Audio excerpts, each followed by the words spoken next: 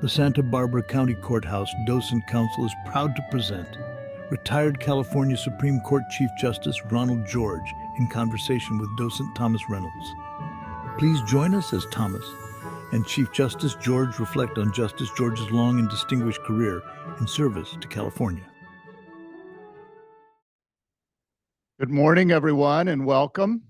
We're so pleased we could have so many docents and guests to join us as well. And first, we want to show you the video that we're going to be talking about in a bit. It's only about 12 minutes, so don't get worried. We have no commercial breaks. We'll go straight through. During a previous lifetime in San Francisco, I was honored to be on the founding board of the California Supreme Court Historical Society. And it was a propitious time for such a group because the court had been bounced out of its longtime historic headquarters by the 1989 earthquake, the Loma Prieta earthquake. And they were in temporary digs in a commercial office building south of Market Street for 10 years, as it turns out. Temporary, but not short-term. And so when the court was finally renovated and a new state office building was built behind it with offices for the administrative office, for the governor, for legislators as well, who call San Francisco home, we thought we should show off the historic court building. And so we set up a docent program that we're all familiar with. We developed a script and we recruited some docents, and we very quickly found that it didn't work very well because there's not much you can show visitors to an appellate court. Here's 7 lawyers sitting in their offices reading and writing. The court only hears arguments in San Francisco 4 times a year. So there was a magnificent courtroom, but no judges, no court going on. And so a solution presented itself a couple of years later when the Chief Justice, Ronal George, whom you'll meet momentarily,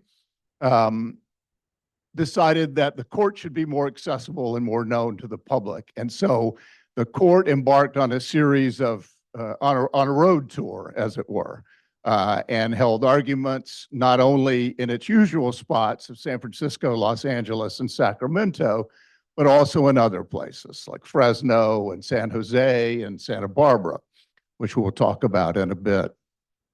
And they were broadcast on the California channel. It really was envisioned as an educational program. High school students were involved, and the proceedings were televised on the California channel. And they thought they needed some kind of an introduction to the court, some kind of an explanation about what the court's role is in the judicial system. And so I happily was commissioned to make a video about the court. And we had a great star to star in our video. Ronald George was Chief Justice at the time, as I said, and really welcomed us inside and allowed us to go places that folks don't generally get to go, like through all of the chambers and even to watch the court in conference, where only the 7 justices generally are in attendance. And then that video was both broadcast on the California channel before these extra sessions, but also it became something that we could send to students and other groups like that interested in the court, but who wouldn't get much of a tour if they actually came down. So that's the genesis of this video that you'll see today. We'll show it now, and then we'll have a chance to talk a bit about it.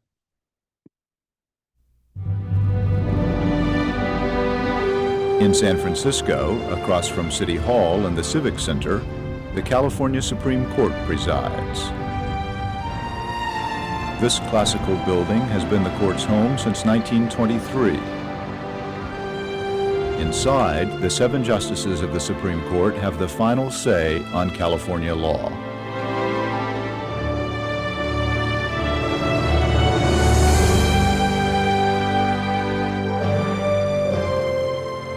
Every year, more than 8 million lawsuits are filed in California. Some 9,000 of those seek review in the Supreme Court, but not many are successful. The court issues only about 100 opinions annually, focusing on major issues of statewide importance. Ronald George is Chief Justice of California. He is, in effect, chairman of the board of the California courts, with 2,000 judges, the largest judicial system in the world. The chief, as he's known at the court, has been a judge for more than 30 years.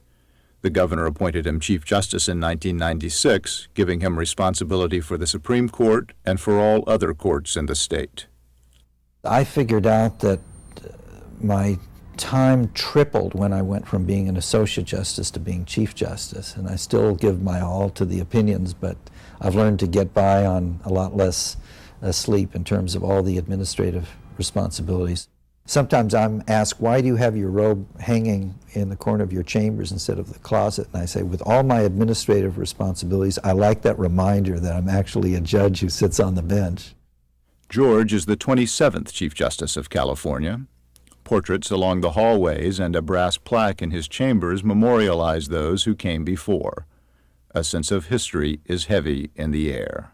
It certainly is. You're looking back at that history, and personally myself as a Deputy Attorney General, I was arguing before some of the greats, including Chief Justice Roger Traynor. So having been an advocate before the court, perhaps I had even more awe and admiration for it, and certainly could not ever imagine myself being here. The California Supreme Court was created in 1850 in the heady days of the gold rush. Originally, there were 3 justices. Serranus Clinton Hastings was the first Chief Justice. A native New Yorker, he headed west and stopped first in Iowa, where he became Chief Justice of the Iowa Supreme Court. After gold was discovered in California, he pushed westward across the mountains. 4 months after his arrival, the state's first legislature appointed him Chief Justice. Today, his name lives on at Hastings Law School, located just a block from the court. Fires, floods, earthquakes, and politics forced the court to move 22 times, mostly in its early years. After a number of locations in San Francisco, the court moved briefly to San Jose when that was the state capital, and then to Sacramento. In the 1870s, the court moved back to San Francisco, and there it has remained. As the court's caseload continued to grow, 2 new members were added in 1862. In 1879, the court was expanded to 7 justices, where it remains today. So far, there have been more than 100 justices, some legal giants, some less so. They are remembered by the historic photos in the hallways, inscriptions in each of the chambers, and most of all by their opinions in 400 volumes of the California official reports. These bound volumes that you see behind me here embody our decisions, so we're very careful about what we write because they're there forever, basically. No justices have challenged each other to a duel anytime recently? No, not like our predecessor, Justice Terry, who in fact did that and mortally wounded somebody in a duel, and then himself was killed in an act of violence when he approached somebody aggressively. We had, in the gold rush days, a lot of very colorful characters who perhaps consumed more alcohol than they should have and were more prone to act out in violence and in other ways. They were very colorful days in the early history of the state. The court lost its longest-serving member when Justice Stanley Mosk died in 2001 at age 88. It's incredible to think that he served on the court for approximately 37 years, which is almost 1/4 the entire history of the state of California and of the California Supreme Court. Whatever their stature, or gender, or legal philosophy, all of the justices are cloaked in the same black robes when they take the bench. It's traditional, and the basis for the tradition of the robe is that it symbolizes the impartiality. We are attired identically, and it, I think, is supposed to reflect the fact that justice is to be blind and neutral. And it's actually required by statute that we wear our robes.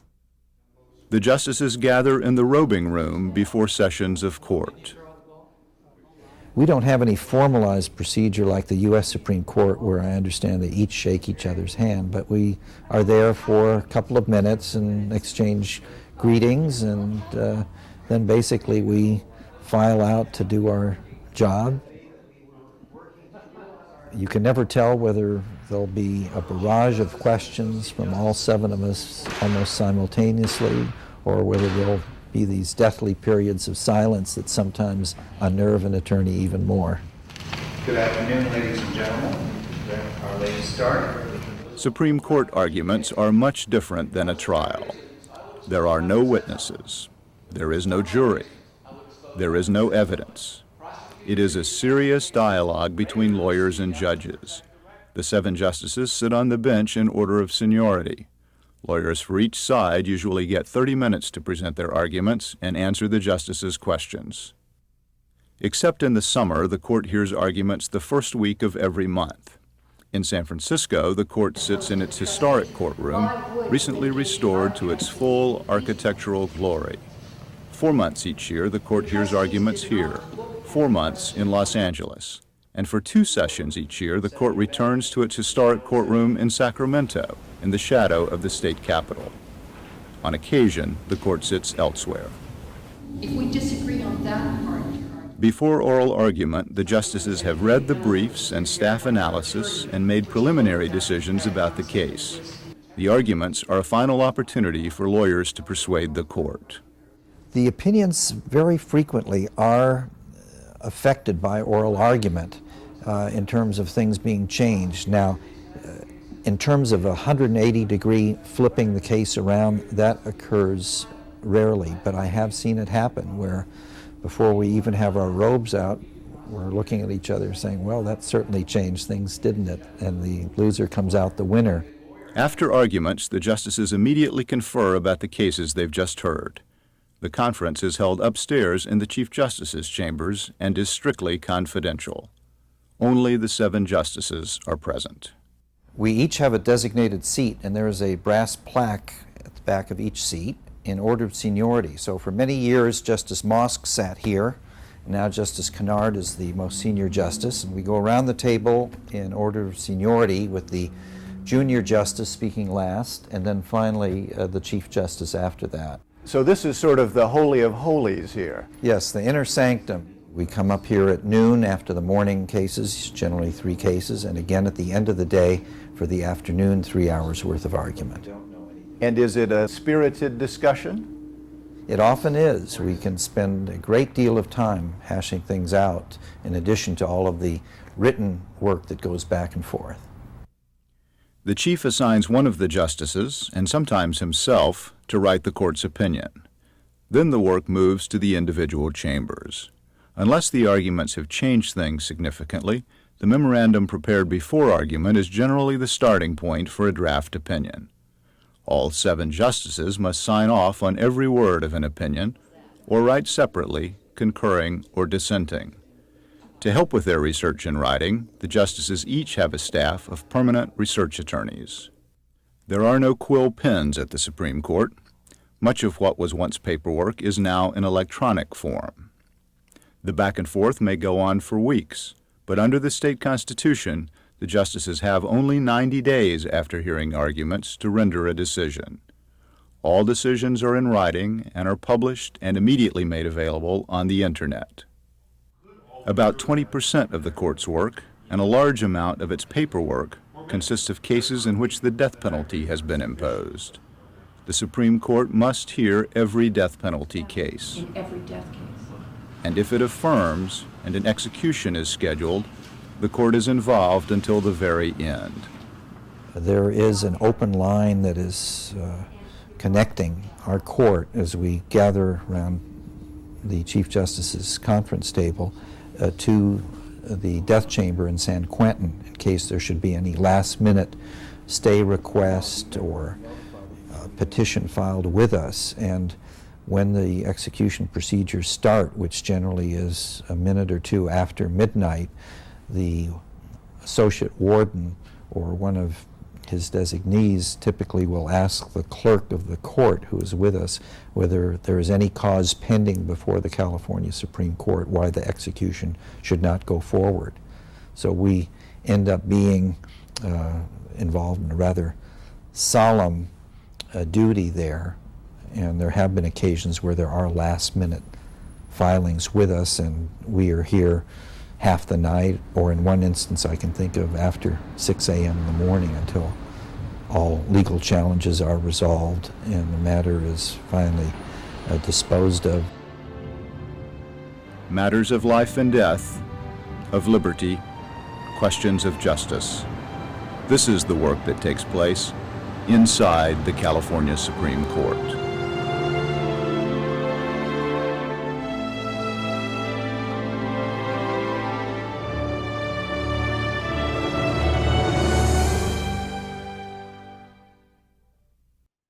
Please join me in welcoming the 27th Chief Justice of California, Ronald George.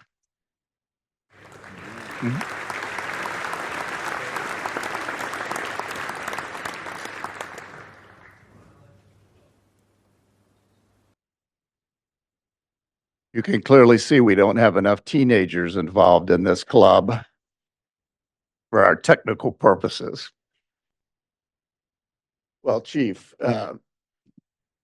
born in Los Angeles area, educated in law school at Stanford, a judge on the LA Municipal Court, the Los Angeles County Superior Court, Second District Court of Appeal, Justice and Chief Justice of the Supreme Court. You are a son of California. Feel that my roots really are in California, and I've had some involvement in national organizations, and I'm proud to say that California is always looked up to as a leader in its judicial system. So let's start at the beginning. Out of law school, you went to work with the Attorney General's office, the California Department of Justice. That's correct. And the Attorney General then was Stanley Mosk. Who you would encounter at several points in your career. Well, Stanley Mosk joked at some event which he was presiding that he started off as my boss when he was Attorney General, and I was a young Deputy Attorney General just out of law school. Then he was appointed to the California Supreme Court, and at that point, I was arguing cases before him as an advocate. And then thirdly, I was appointed to the Supreme Court, and we were associates on the same court. And then fourth, as he put it, I became his boss. Closer to the microphone. Sure. Okay. We've got a handheld. All right. And as a Deputy Attorney General, you had a chance to practice not only in Los Angeles, but also in some of the outlying areas, including Santa Barbara County, right?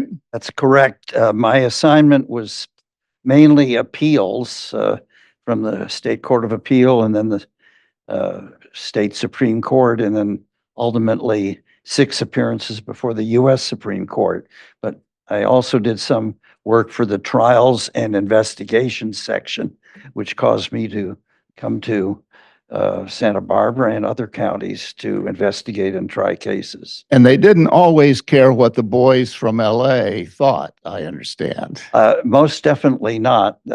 If you went down to Imperial County in those days, you were looked on as if you had come from some far off country and were regarded with distrust or suspicion. You write about a sign that was in some of the clerk's offices. Yes, I think it said, maybe not quite this politely, "We don't give a darn how you do things in LA." And that included one significant and somewhat notorious hearing here in Santa Barbara at our own mural room. Tell us about that. Yes, well, what happened was there were the Isla Vista riots connected to the University of California, and it was an era of a lot of student riots, but this one became quite out of control, and the National Guard was called in to assist local law enforcement. And because of some disqualifications, I was assigned by the Attorney General to come up here and have state involvement in the investigations and various proceedings. And one of those ended up being a tragic occurrence. There was a student at UC Santa Barbara named Kevin Moran, and in the course of the student riots at the modular Bank of America that had been set up in Isla Vista, he was shot and died as a result of that incident. And I was sent up with an investigator to figure out the cause, how this had happened. And if you want me to briefly indicate what we found, I'll go Yes, ahead. please. It's an interesting case. Some people here may actually remember it. Yeah. Yeah, there you go. Well, it was rather tragic. There were students who were protesting against the bank, and some of them were right on the steps of this modular structure. And all of a sudden, a gunshot went off, and the student, Kevin Moran, was dead. And I was sent up to investigate how this happened with an investigator.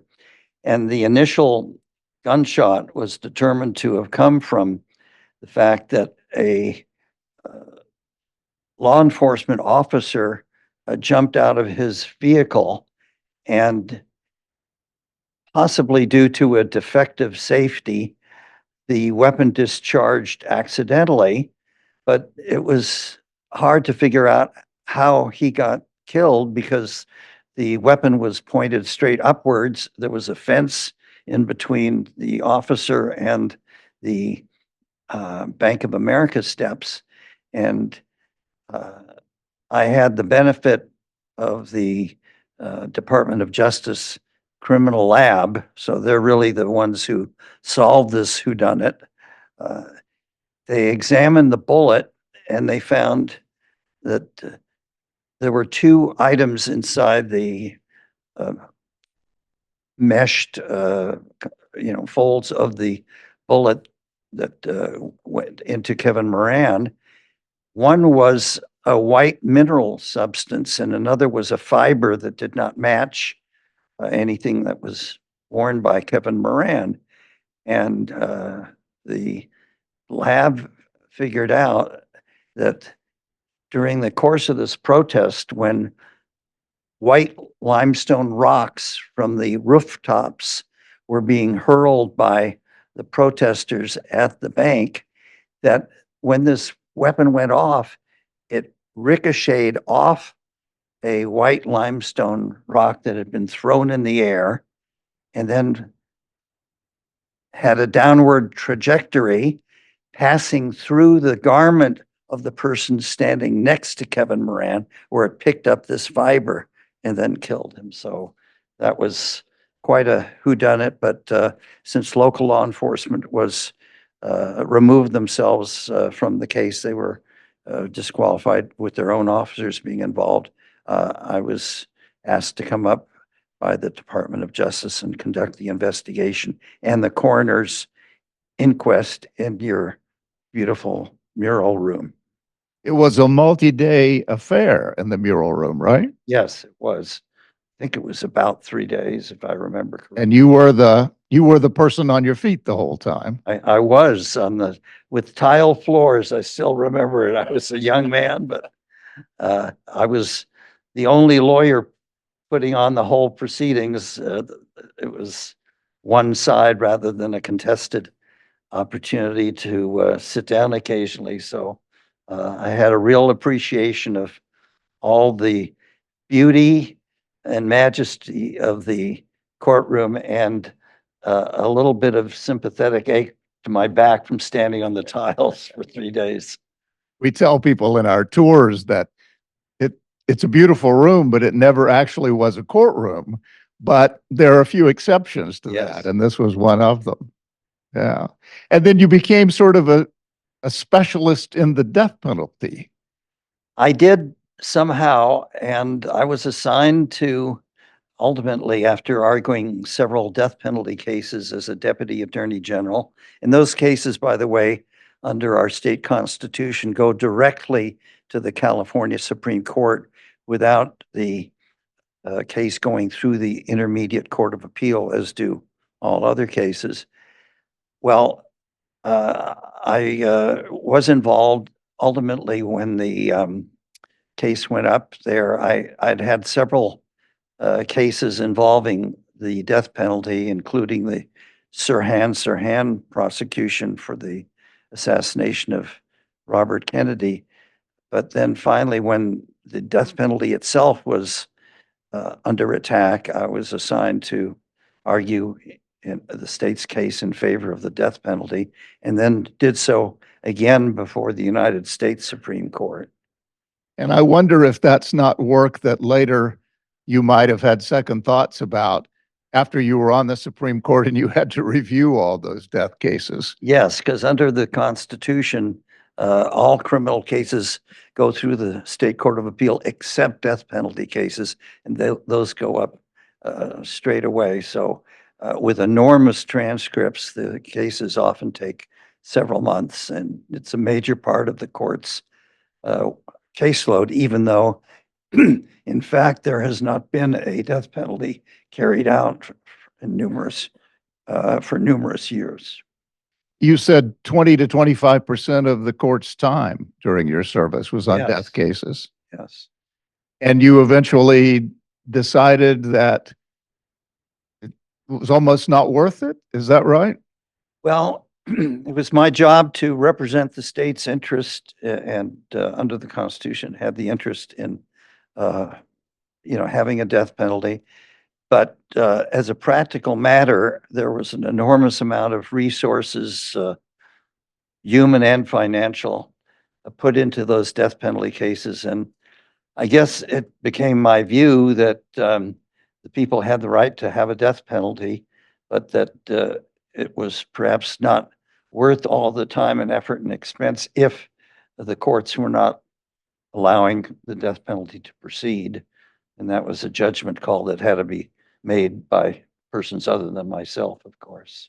You had a very astute observation, I thought, that was picked up by the New York Times as the quote of the day, that people on death row are more likely to die of old age That's correct. than of execution. It's correct that I said it, and I still believe it is correct as a matter of fact. Yeah. All right. We haven't even gotten you on the bench yet. At the ripe old age of 32, you were appointed to the Los Angeles Municipal Court and then eventually elevated to the Superior Court. What made you think you would be a good judge? I don't know. I think I had enough of a sense of even-handedness, because to be a good lawyer, especially a public lawyer, you have to see both sides, both to further your own side and as a matter of fairness as a public lawyer. And I thought I had that ability, that really my training as a deputy attorney general, both in investigations and in appellate arguments before the State Court of Appeal, the State Supreme Court, and then 5 times before the U.S. Supreme Court, gave me that perspective that I could perform that function. And you ended up being the judge in one of the more notorious cases in Los Angeles during that time, the Hillside Strangler case. Yes, that was, it'll be hard for you to believe this, but 2 years and 2 days with the jury, and they are truly the heroes. The last 30 days of which they were confined after court hours in a hotel. So they actually were cut off from the rest of the world for 30 days. And before that, certainly during their daytime pursuits. They were isolated Monday through Friday. And was that partly what made you interested in going back to your roots as an appellate lawyer and seeking appointment to the Court of Appeal? That must have, in some ways, felt like a natural step up for you. It did. I mean, my real training was in the appellate sphere, although we had a trials and investigations unit, and that's what caused me to come up to Santa Barbara on some cases. But the major one, was the Kevin Moran case, but there were other cases all around that I got to participate in. And there was some talk of promoting you to the federal courts, but you decided to stay in the state system as well and on the Court of Appeal. Well, it may sound a little bit presumptuous for me to say that I decided, but I will say this, that But I think also correct, isn't it? I thought it was a wise decision at the time, and I do even more so now. But I sought the advice of the then Chief Justice Malcolm Lucas, who had experience as both a federal judge and a state judge. And I said, this is an awkward situation. The federal government asked me to fly back to Washington for an interview to be appointed to the Ninth Circuit, and I'm under consideration by, the governor. And is there anything wrong? He says, no, nothing wrong with being out for consideration for appointment by either or both systems, but it would be wrong for you to accept one and then 2 or 3 months later say, no, I'm switching to the other. So I gave thought to that. And despite being asked to go to Washington for an interview, I told them that I was not interested. My real pursuit would be to stay in the state system. And you were rewarded for that. In 1991, you were appointed to California Supreme Court as an associate justice. And then in 96, you became Chief Justice. That's correct. How did that all happen? Well, it's hard to know really what goes on in the minds of the appointing powers, but it seemed that there was, in the appointing power, there was acceptance or satisfaction with what I had done in my career in the Attorney General and as an associate justice. And I had some administrative experience too. I had been on a rotating basis in charge of the Los Angeles office of the Attorney General. And I think Malcolm Lucas, who was the Chief Justice, gave me some duties to assist him on our legislative program going to Sacramento and generally in various administrative tasks. So it sort of just happened. It wasn't anything that one could or should actively pursue. Well, that's a very modest answer and true, but as an editor of the legal press at that time, it was pretty much suspected, shall we say, that he was being positioned to take the Chief Justice's job when Justice Lucas retired. And in fact, that is what happened. And it turned out to be very good timing in a sense, because you really became the person in charge of finishing the project, seeing that the project was finished that got the court back into its historic home. Well, yes, and your audience may be interested to know that being Chief Justice is not exclusively or by any means the major part of running the court itself. The title is actually, under the Constitution, Chief Justice of California. And that means that there is responsibility not just for the court of 7 on which you sit and its operations, but also responsibility for the entire state system. And I soon realized that there were a lot of administrative challenges and opportunities for reform that I should pursue. And in fact, in my initial State of the Judiciary address to a joint session of the legislature, which came every year, I made a commitment that some thought I should have been committed for making, and that was that I would visit the courts in each one of our 58 counties. And that was a real, You sort of talked yourself into a real task there. I did, and it was remarkable.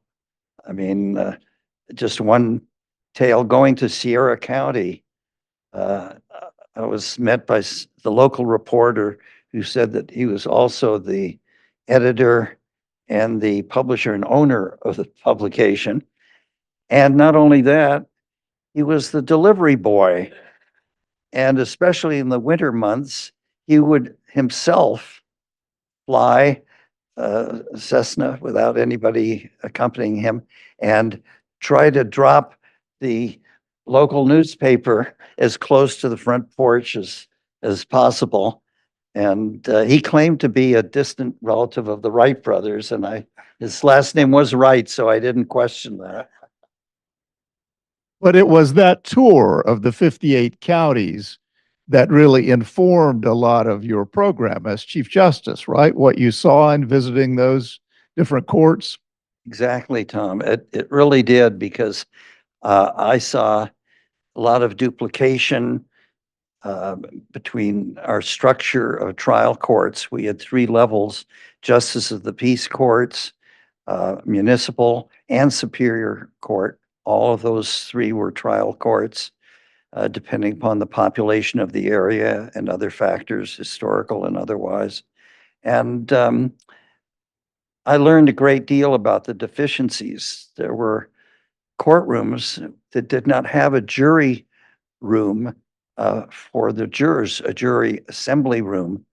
And I saw in one place the jurors seated on the steps to an upper floor, and they had to move over in their seat as a chain gang of prisoners were brought down from the custody area past them into a courtroom in which they would then sit and pass judgment. So there were a lot of things that I observed, and given my responsibilities being statewide, it convinced me that there were 3 major reforms that I wanted to tackle, and we can go into those if you'd like. Yeah, so I mean, every justice leaves his mark on the law and the opinions that are in the law books, but your fingerprints are on much more than that, in that the trial courts were all unified while you were chief.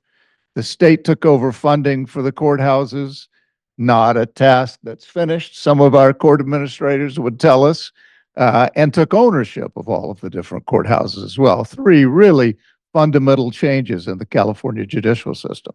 Yes, it really made it into a state system and not a hodgepodge of uncoordinated efforts.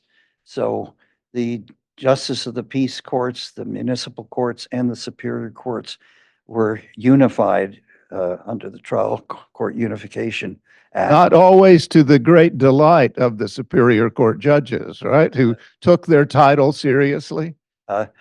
Definitely. And I think perhaps Los Angeles especially thought it was a kingdom unto its own, and did not appreciate direction.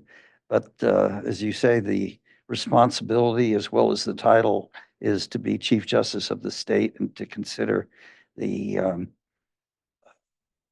the good of the public and of the judicial system, and not just cater to what individual judges might prefer as a matter of convenience or habit. So we ended up having those courts unified into one level of trial court. And then there were the courthouses, and they were passed from county ownership and maintenance, using the term loosely sometimes, of maintenance. And then the the funding of the system, all of it, the ownership, maintenance of the buildings, all of that was part of a plan to make it a unified court system. And that led to a great number of trips for you from San Francisco to Sacramento to meet with the legislature. It did, and also trips. I pledged to visit every trial court in the state, and I did. And interestingly enough, my wife Barbara, who's here today, was chair of another California agency, the California Arts Council, and she was making her tours around the different counties to try to firm up support for the arts and for music education. And in fact, on one occasion, it was rather amusing. She and her colleagues came out of one senator's office as I was coming in. And I think it was John Burton. He said, "I'm really getting a double whammy here from the George family." Yes, and we could do a whole separate program on Barbara George, the former chair of the California Arts Council. But one thing we should acknowledge is that as part of that touring of all the courthouses, she put together a magnificent art collection, not only for the entire state building, but in particular of all of the historic courthouses in all of the 58 different counties. And a very nice book was published, and those are on display in the Supreme Court headquarters now. And it will come as no surprise to those of us here that on the cover of the book is the Santa Barbara County Courthouse, but not the new one, not the one you think. It was the 1875 courthouse, the Greek Revival courthouse. How in the world could that happen? Well, you wanted the historic courthouses, as I understand it. Yeah. It's a nice display, though, when you're in San Francisco. It's worth a look. So, many cases came your way during your service on the bench, but maybe the one you will be most remembered for at the Supreme Court is the same-sex marriage case. Yes. Tell us how that happened, because it really was a somewhat revolutionary opinion that not many people had even thought about 5 or 10 years before. And all of a sudden, you led the court, and you led the court in making that change. How did that happen? Well, the issue was raised when the mayor of San Francisco chose to issue through his clerk marriage licenses to same-sex marriage, and that was Gavin Newsom. And the court intervened when there was a writ petition filed with us, saying that the fact that the mayor did not agree with the current law did not provide him with a basis for disregarding it, and therefore he could not act legally in doing so, that if he wished to challenge it, the way was, as it would be for any citizen, to file a lawsuit. So you started by shutting down what Gavin Newsom had done in San Francisco. said, if you or anyone wants to do that, you go to court. But because we couldn't have a situation where everybody, even every mayor or local official, would decide which laws he or she liked and didn't. You could have somebody in one part of the state say, I hate these laws that are for gun control, and I'm not going to apply these laws because I believe there shouldn't be any restrictions on gun control. And you could have people in other parts of the state decide which laws they would and would not enforce. So the way to do it is not for any one of those hundreds or thousands of local officials to decide which laws they thought themselves were good or constitutional and which weren't, but instead to go file a lawsuit. So although we slapped down the first effort, then the mayor went ahead, filed a lawsuit, which ultimately made its way up to our court. And I believe it was originally that the trial court went the mayor's way. The Court of Appeal, I believe, 2-1 went the other way, and then we took it up. And I assigned the case to myself. As you often did for major cases that came Yes. before the court. But what I did here was a bit unusual. I wrote up a proposed decision before oral argument, going one way and one going the other way. And what was You also wrote the decision both ways. ways. And then which was also very unusual, I went around and scheduled an appointment with each of the 6 associate justices in their chambers, where I just went in myself and I said, I've written it up both ways here. Read it and let me know what you think of it. Well, I heard back from them 3-3. So I was in the decider's chair on that one. So what was interesting, and I won't go on too much about this, but in terms of what led me to pick one version over the other was, even though there may be seemingly brand new issues, the courts try to look to precedents to guide them and apply those precedents, to a new situation. And there was a case called Perez v. Sharp that the court had issued sometime in the late 1940s, I believe, that this California Supreme Court had issued. And that case involved a challenge to a statute that California had, a statute that prohibited interracial marriage. And if you read through passages of Perez v. Sharp, Perez being one of the applicants, Sharp being the registrar, the language fit right in. It talked about the sanctity of marriage, the importance to the lives of the participants and to the community sense, and the children were offspring and so forth. And there were, whole passages that fit right into the context, even though it was a very different case of marriage from the same sex.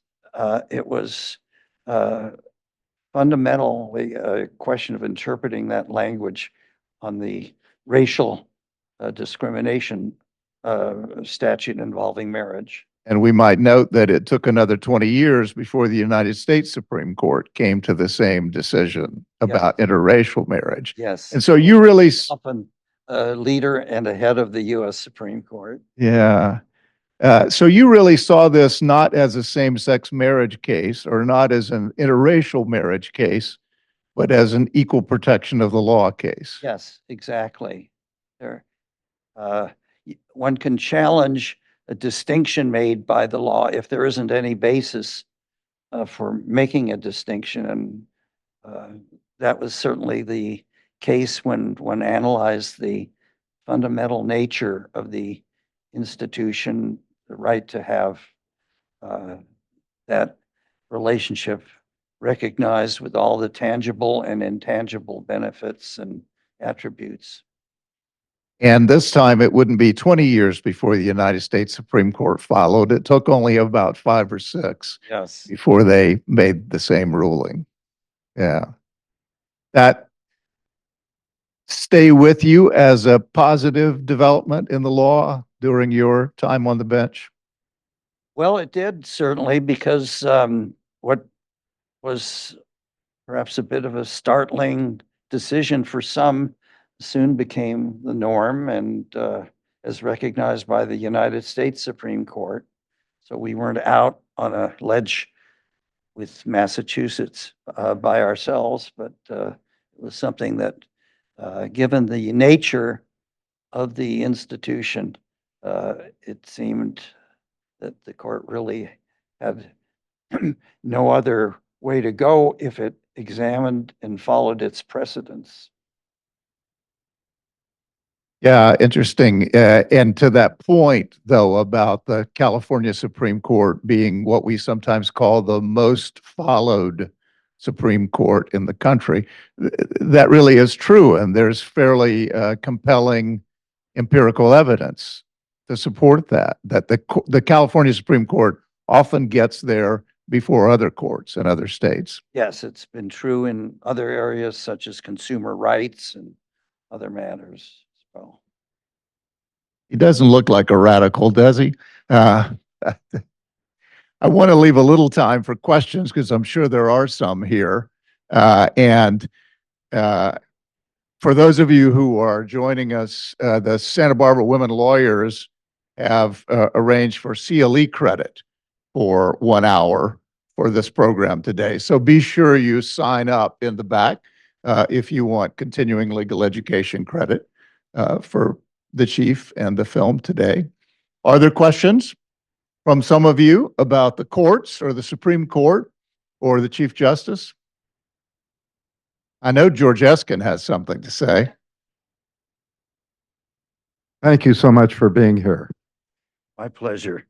What impact has the moratorium on the death penalty pronounced by the governor had on the prosecution and appellate review of death penalty cases?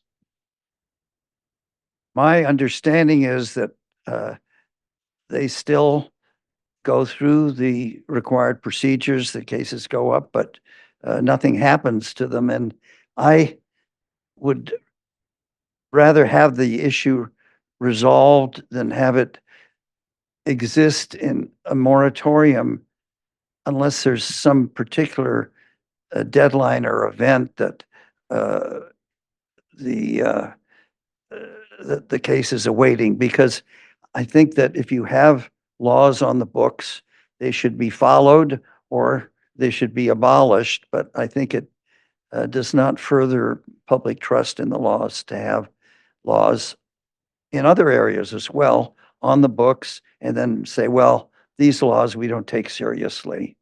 You know, I think they should be enforced or they should be abolished, but not disregarded.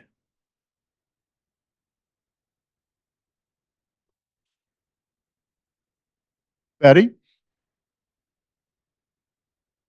Chief George, thank you for being here.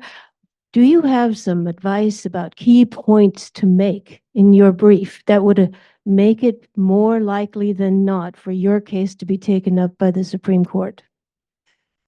You know, I'm sorry, I didn't hear that all that clearly, so I'm going to see if that can be repeated. Well, the question is, do you have any advice for lawyers attempting to appeal to the Supreme Court to be successful in getting your case accepted for review? Well, that's a very good question because often there's a somewhat empty or hollow promise by an attorney to a losing client. Well, I'll take it up to the Supreme Court, but the court is very, very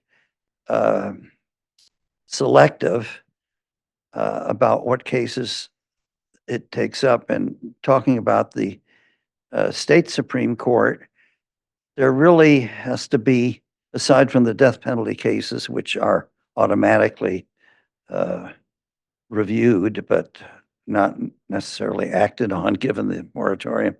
Aside from that, there's no guarantee that the court is going to take up a issue, and it has only so many resources when you consider the hundreds of appeals that go up and then the death penalty cases that go up, even though they're not actively being pursued.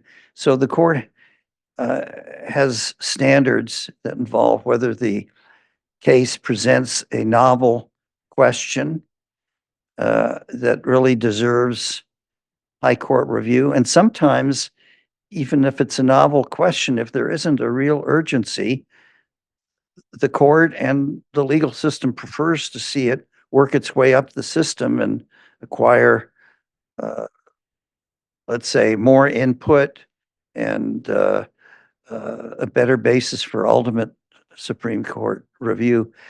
But I think the best basis is when there is a conflict between what one of our 6 courts of appeal has ruled on an issue and another one. And that's a very, very likely candidate for Supreme Court review because we're one state with one set of precedents, and it's very unfair to the public and to the legal profession to have one rule of law in one area and then another one elsewhere. So there needs to be uniformity, basically. There'll be always different factual situations that might cause the precedent to be interpreted a bit differently, but just to have 2 totally conflicting decisions on a basic rule of law is not something that the Supreme Court would want to tolerate. Now, I will say there is in another tool that the California Supreme Court has, which is sometimes not, how should I say, appreciated by lawyers or the particular parties, and that is if the Court of Appeal decides to order its opinion published, because unlike California Supreme Court opinions, they all get published in the leather-bound volumes, and that means they're precedent. Well, Court of Appeal opinions can be published or not published depending upon the decision of the court that rendered it. Although the California Supreme Court can intervene and order something depublished that the Court of Appeal wanted published, and it would do that often if it feels that that opinion might be misleading and they want to await some other Court of Appeal opinions. But that's basically how it goes. So otherwise you'd have, a dozen times more opinions, those leather-bound books in every attorney's office and trial court. So we try to keep the published opinions of the courts of appeal at a level where they'll provide guidance instead of just throwing the lawyers and the public into a morass of, 10 or 20 times more the opinions. It would be more than that. All right, thank you everyone for coming. I don't want to end without getting to the idea of the court's appearance in the mural room. You've had a court session in that room, which we're so proud of here in Santa Barbara, more than once. How did it come to be that the court held oral arguments in Santa Barbara in our mural room? Well, as part of the outreach that I believe is important for the public to have full confidence in its judicial system, when I gave, as I say, my first State of the Judiciary address to a joint session of the legislature, I said that I would personally visit the courts in each county, and pursuant to that, I also wanted the court to have sessions in different locales. So this is part of really an effort to have our citizens, including, very importantly, our students at the high school level, have an idea of the operation of our courts and how they serve their rights and liberties. And what I found one of the most worthwhile aspects, in addition to the students hearing both sides argue the case, and by the way, they would get copies of the briefs in their classroom before the oral argument session, so they knew something about the case and they could follow the arguments.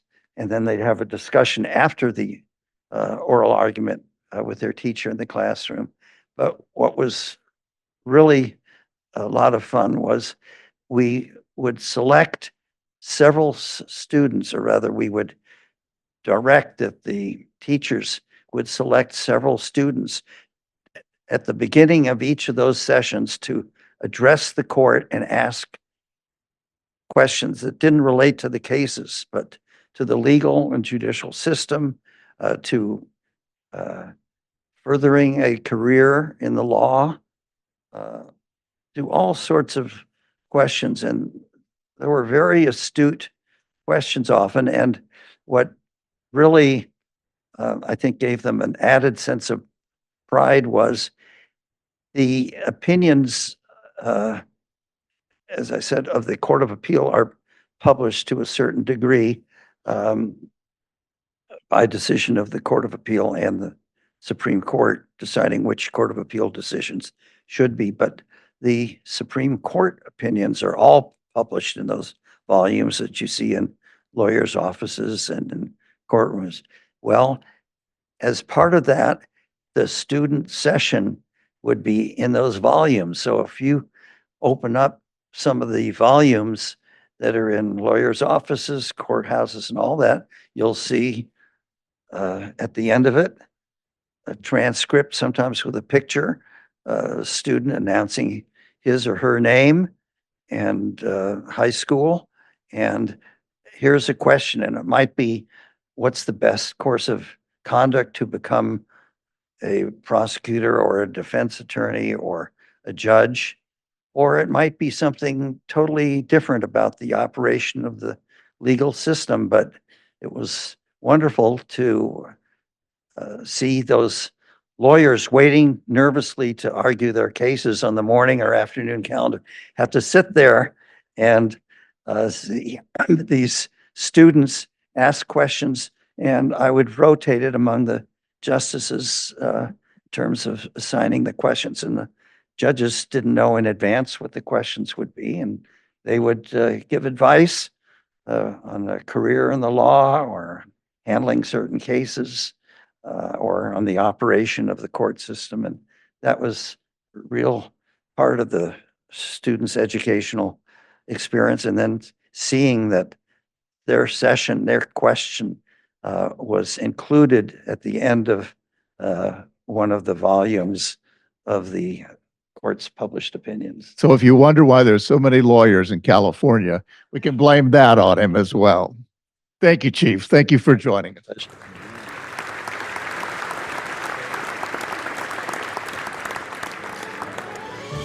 Thank you for watching. This is a Santa Barbara County Courthouse Docent Council production.